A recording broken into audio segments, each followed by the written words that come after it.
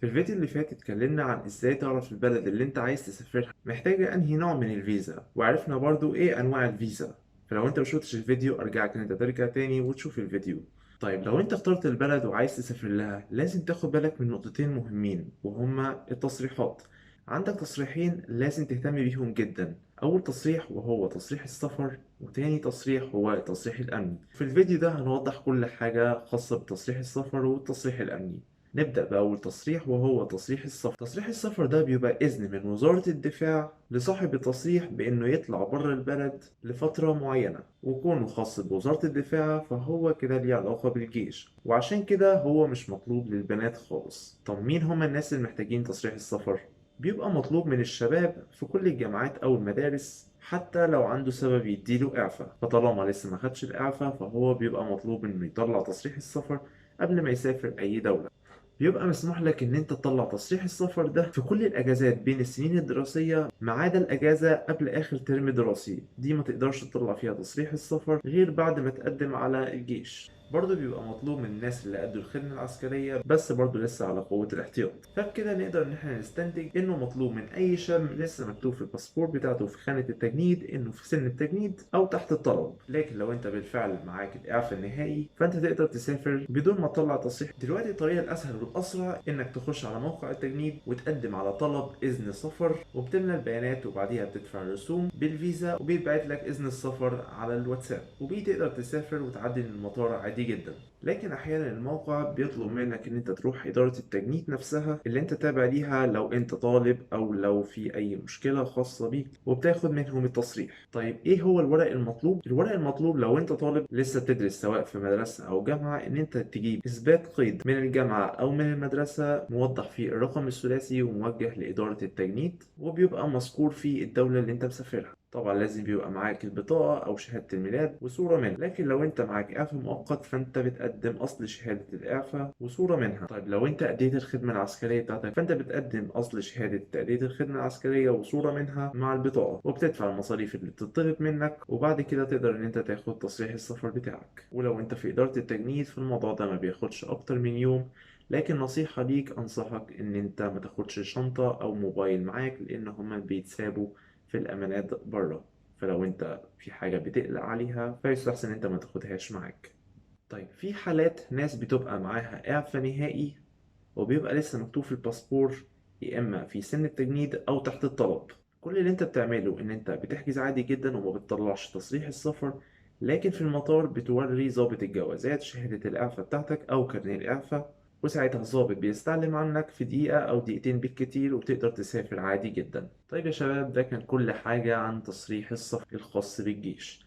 نيجي بقى لتاني نقطة دلوقتي وهي التصريح الأمني. التصريح الأمني بكل بساطة هو تصريح بيطلع لو أنت مسافر أي دولة من الدول المتحددة إن ليها تصريح أمني، ودول دول محدودة. معنى كده لو أي دولة مش من المذكورين دول فأنت تقدر تسافر لها عادي جدا من غير ما تطلع تصريح أمني، وده بيطلع من إدارة الاتصال بمجمع الجوازات في العباسية. والدول دي هي تركيا، جورجيا، السودان، إيران، غزة، فلسطين المحتلة، الأردن، سوريا، إندونيسيا، لبنان، كوريا الجنوبية، والصومال. هنقسم الدول اللي احنا قلناها دول لمجموعتين.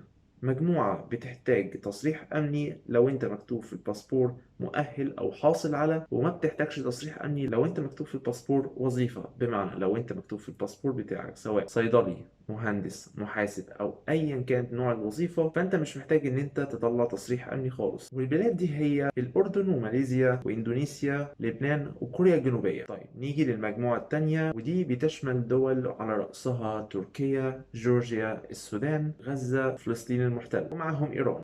والبلاد دي لازم تطلع لها تصريح أمني حتى لو أنت مكتوب في الباسبور وظيفة، لأنك للأسف مش هتقدر تعدي من المطار من غير ما يبقى معاك التصريح الأمني. طيب نقطة مهمة جدا وهي إن التصريح الأمني ده بيبقى مطلوب منك وأنت خارج من المطار في مصر. بمعنى إن أنت لو في أي حتة تانية من العالم وقررت إن أنت تسافر أي دولة من الدول اللي إحنا قلناها دي فأنت ما بتحتاجش إن أنت تطلع تصريح أمني وأنت مسافر من هنا. يعني خلينا ناخد مثال.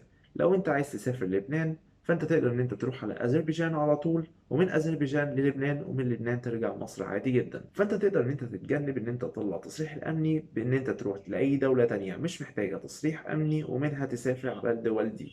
ولما بترجع مصر فانت مش محتاج ان انت تثبت ان انت كان معاك تصريح امني او لا، لان هما مش بيسألوا. بس خليني اقول لكم ان الطريقة دي بتبقى مكلفة شوية عشان هتلف كذا بلد مع بعض، لكن بتبقى ليها جانب ايجابي لو انت حابب ان انت تسافر اكتر من بلد، فدي بتبقى طريقة عملية جدا. برضه هي ما بتنفعش لتركيا بالذات، لان ضابط الجوازات لو شاف في المطار في الباسبور ان انت عندك فيزا تركيا لكن انت مش مسافر تركيا، هو بيشطب عليها بالقلم. حالات استثنائية بس هي اللي بتعدي. فانت يستحسن حتى لو انت مسافر تركيا من اي بلد تانية ان انت برضه تطلع تصريح امني، لان تركيا بالذات هي بتبقى الدولة اللي ضابط الجوازات دايما بيسأل على التصريح الامني بتاعها. طيب نيجي دلوقتي لنقطة مهمة جدا، وهي ازاي تطلع التصريح الأمني. أولا لازم تاخد بالك كويس جدا إن أنت ليك سن معين تقدر تطلع فيه التصريح الأمني. زي مثلا تركيا عندك من سن 12 سنة ل 40 سنة، ده السن اللي انت محتاج تطلع فيه التصريح الأمني. لو انت تحت ال 12 سنة أو فوق ال 40 سنة فانت مش محتاج خالص ان انت تطلع التصريح الأمني. بالنسبة لجورجيا لو انت أقل من 15 سنة أو أكتر من 45 سنة فانت مش محتاج خالص ان انت تطلع التصريح الأمني. لكن لو انت سنك ما بين ال 12 وال 45 فانت محتاج تطلع تصريح امني. باقي الدول لو انت سنك من 18 سنة ل 45 سنة فده السن اللي انت محتاج تطلع فيه التصريح الامني. لو اقل من 18 او اكتر من 45 فانت مش محتاج خالص ان انت تطلع التصريح الامني. نيجي لنقطة الورق اللي انت محتاجه عشان تطلع التصريح الامني. اولا التصريح الامني بيطلع من مكان واحد بس، وهو ادارة الاتصال في مجمع جوازات العباسية. بمعنى لو انت في اي محافظة تانية خارج القاهرة فانت محتاج ان انت تروح تحديدا لمجمع الجوازات عشان تطلع منه التصريح الامني. نيجي دلوقتي لنقطة الورق. اولا لو انت موظف وفي الباسبور مكتوب وظيفة فانت مش محتاج خالص ان انت تطلع تصريح امني للدول الموجودة في المجموعة الاولى، لكن بالنسبة للمجموعة التانية وعلى رأسهم تركيا فانت محتاج اهم حاجة الفيزا على الباسبور. يعني ما ينفعش تطلعها اونلاين، لازم تكون الفيزا على الباسبور، وبتصور الفيزا والباسبور نفسه نسختين من كل حاجة. وطبعا من هناك بتقدر ان انت تشتري استمارة طلب الحصول على تصريح السفر وبتملاها ببياناتك. وطبعا لازم يبقى معاك اتش ار ليتر بيبقى مكتوب فيه الوظيفة والرقم التأميني والمرتب، وبيبقى موجه لمصلحة الجوازات. وبرضه لازم يبقى معاك برنت تأمينات مختوم بختم النسر، ده بتقدر تطلعه بكل سهولة من التأمينات اللي انت تابع ليها.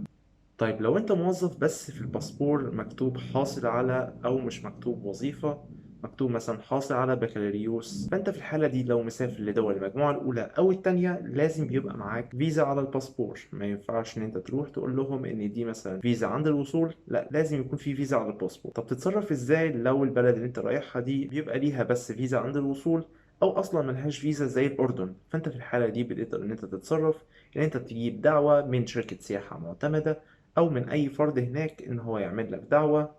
وفي الحالة دي بتبقى الفيزا بتاعتك سياحة. في حالة لبنان بتقدر ان انت تطلعها عادي جدا من السفارة، لكن في حالة الأردن أنت بتقدم الدعوة دي في إدارة الاتصال. وطبعا بتحتاج باقي الورق من اتش ار ليتر وبرنت تأمينات وطبعا الاستمارة.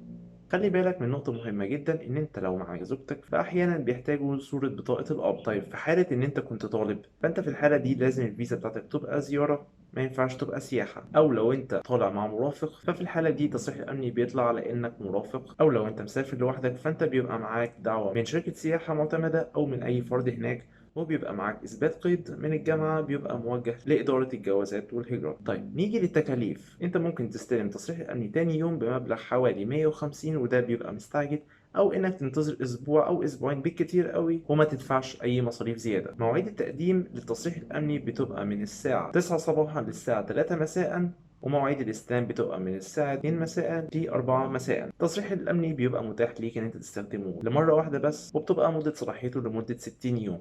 بمعنى ان انت ما تقدرش ان انت تستخدمه عشان تسافر غير الدولة المذكورة في التصريح الامني بس. وبعد 60 يوم دول لو عدوا ما بتقدرش ان انت تسافر البلد دي، لازم تطلع تصريح امني من اول وجديد. وفي نهاية الفيديو كده نكون اتكلمنا عن كل حاجة ليها علاقة بتصريح السفر والتصريح الامني، واتكلمنا عن حالات كتيرة وازاي تقدر ان انت تاخد تصريح السفر او تصريح الامني لكل حالة منهم. ما تنساش تعمل شير للفيديو علشان غيرك يستفاد، وبرضه ما تنساش تعمل لايك وسبسكرايب للشانل عشان في الفيديوهات اللي جاية هنتكلم عن مواضيع كتيرة جدا ليها علاقة بالسفر وازاي تسافر لوحدك. سلام.